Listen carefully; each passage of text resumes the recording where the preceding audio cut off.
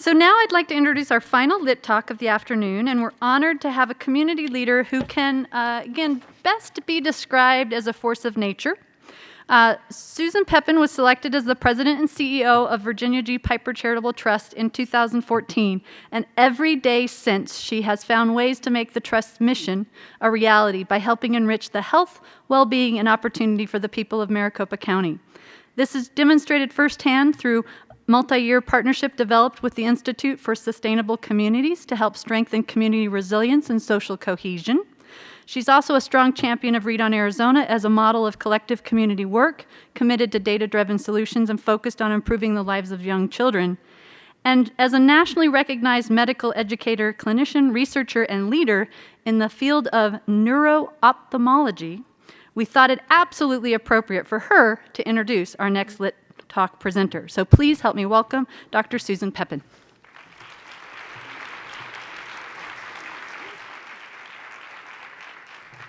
Well, thank you, Terry, and thank you all for sticking it out. I know it's getting late in the day, but I am thrilled to be able to introduce the third Lit Talk, which I find very, very important. And all of you know in the work you do how important the health determinants around early childhood success are, particularly for literacy efforts.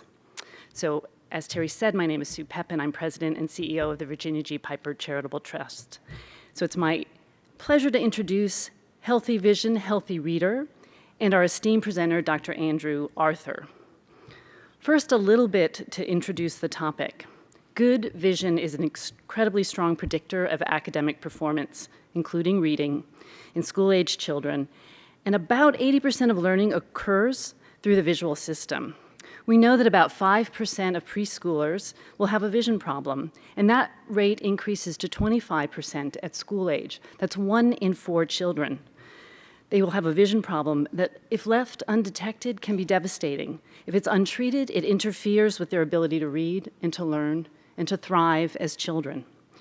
So if you can't see well, there is a huge challenge to your learning to read. And the thing is, children, as you know, particularly young pre-verbal children, but even verbal children, they don't know better. They don't know that they're not seeing well. So vision screening is critical.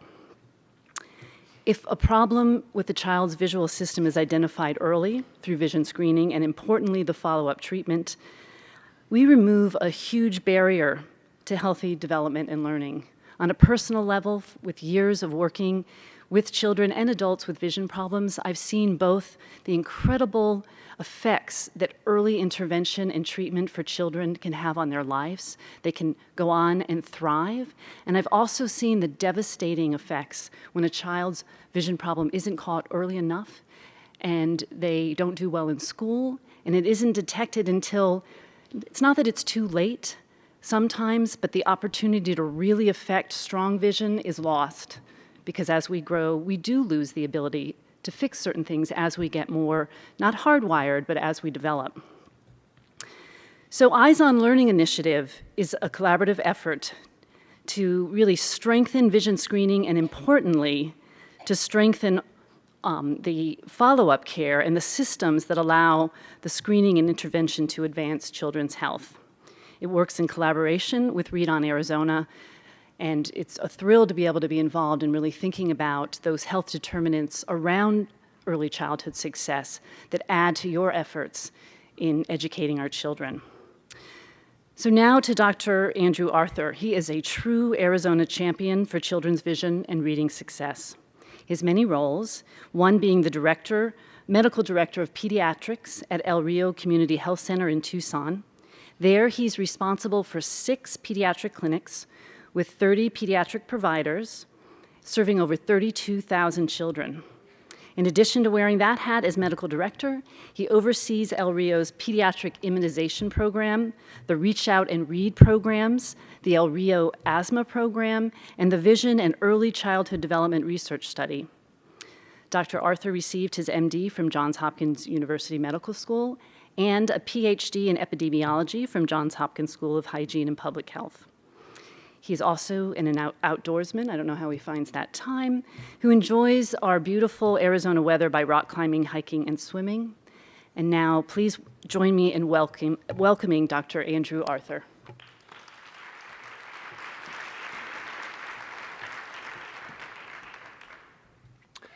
So good afternoon, and I'd like to thank Dr. Pepin for that very generous introduction and an outline of many topics that I'll be covering very briefly today. And I'll see if I can advance the slide. No, I'll have to ask my IT support to advance the slide. Could I have the next slide? Thank you. So with this talk today, I'm a believer in literacy, in language development, in child development, and in creating, next slide, this, a healthy, strong, engaged student who goes on to become a healthy, self-assured, and well-trained adult who becomes a useful and productive member of our society. So why should we care about vision screening? My goal is to convince you that early detection of vision problems is essential to having children thrive and do well in school. So it's a very common thing that we have visual problems. When we did a test at El Rio Community Health Center, we found that 5 to 10% of preschoolers 3 to 4 years of age had visual deficits, and many studies suggest that 1 in 4 children who are school age have problems with vision. Next slide. So let's talk about vision. What is vision? So it's a signal that comes from the eye that's interpreted by the brain. And on the right-hand side of your slide, you'll see the occipital cortex, and that's where the brain interprets an image. Next slide. So just a few points about this. I think it's a fascinating system. The brain takes this information from outside the body, dices it, slices it, and then recombines it to create thought and interpretation of what we see. The images from the right side of the visual field are interpreted by the left side of the brain. The images from the left side of the visual field are interpreted by the right side of the brain. And to be able to see in 3 dimensions, to fully appreciate the world around you, those two sides have to work in concert. And that's how we achieve what's called stereoscopic vision. So this is a wonderful thing. We're going to spend more time talking about the eye. So next slide. So next slide again, please. So most of you have probably seen a cutaway diagram like this before. The light or the image comes through the cornea, which does most of the bending of the rays of light. It passes through the lens, and then an image is focused on the back of the eye, the retina, which acts like a photographic plate in an old-time camera. Next slide. So when you have excellent vision, you can see the world around you, and you can appreciate it, and you can interact with it better. When you have a fuzzy view of the world, it's hard to not only appreciate that world, but it's hard to interact with it as well. Next slide. So there are dozens of visual problems. The most common ones are astigmatism, myopia, which is nearsightedness, and hyperopia, farsightedness. We'll talk a little bit more about astigmatism in the next slide. So if you can imagine, the eye is supposed to be shaped like a soccer ball or a beach ball, rounded when viewed from the front. When it's shaped more like a football, that's what we call astigmatism, and that leads to a blurred or distorted image coming through the eye. And this is actually the most common visual defect in preschool children. And so you notice I'm spending a lot of time talking about preschool children because I want to emphasize that early detection is key. Next slide. So this is what children are supposed to do. They're supposed to play. They learn from playing, reading, coloring, building, interacting with others. And if they can't use that visual image as efficiently as possible, they won't be able to do all these things that they're supposed to do. Playing is part of the work of being a child, also part of the work of being an adult. Next slide, please. So there is very good evidence that children at school or in school who can't see properly have reduced academic performance. There's also some evidence that babies who can't see well can't interact with their world. They don't have as good development as children who do have good vision. This can last up to 5 years. And so the deficits in their performance, their developmental performance, are concentrated in areas where the brain has to interpret an image, that's the visuocognitive, and where the brain has to use a visual signal to help them guide where they move their body. So that's the visual motor domain. So another study looked at preschool children and found that children with significant astigmatism weren't as ready to learn in school. So how do we detect visual difficulties? So parents can see a problem, and physicians, when they see a child, can often see a problem. Everyone is used to the standard E-chart in the hallway that we use, the Snellen chart, and other vision charts. But there's a new tool. There are automated vision screeners. We'll talk more about that.